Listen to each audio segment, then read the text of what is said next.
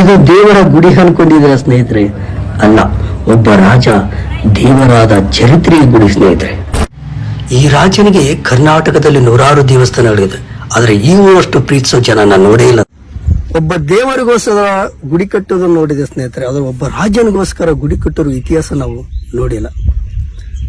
ತುಮಕೂರು ಜಿಲ್ಲೆಯ ಈ ಕೊರಟಗೆರೆ ತಾಲೂಕಿನ ದೊಡ್ಡಪಾಳ್ಯನಲ್ಲಿಯ ಈ ಕುಮಾರರಾಮ ದೇವಸ್ಥಾನ ಇದೆಯಲ್ಲ ಸ್ನೇಹಿತರೆ, ಎಂತ ಒಂದು ಅದ್ಭುತ ಮನೋಹರಕ ದೃಶ್ಯ ಅಂತ. ನಾನು ಎಲ್ಲಿ ಗಂಗಾವತಿ, ಎಲ್ಲಿ ಈ ತುಮಕೂರು ಜಿಲ್ಲೆ 13ನೇ ಶತಮಾನದಿಂದ ಇಲ್ಲಿಯವರೆಗೂ ಜನಸಾಮಾನ್ಯರ ಮನಸ್ಸಲ್ಲಿ ಇವತ್ತಿಗೂ ಸ್ಥಿರವಾಗಿ ಉಳಿದು ಆತನಿಗೆ ಪೂಜೆ ಮಾಡುತ್ತಾ, ಜಾತ್ರೆ ಮಾಡುತ್ತಾ, ಹರಕೆಗಳನ್ನು ಬೇಡಿಕೊಂಡು, ಮನೆ ದೇವರನ್ನು ಮಾಡಿಕೊಂಡು ಇವತ್ತಿವರೆಗೂ ಆತನನ್ನು ಈ ವಿಜೃಂಭಣೆಯಿಂದ ಮಾಡ್ತಾ ಇದ್ದಾರೆ ಅಂದ್ರೆ ಆತ ಈ ನಾಡಿಗೆ ಏನಾದ್ರೂ ಒಂದು ಕೊಡುಗೆ ಕೊಟ್ಟಿರ್ತಾನೆ.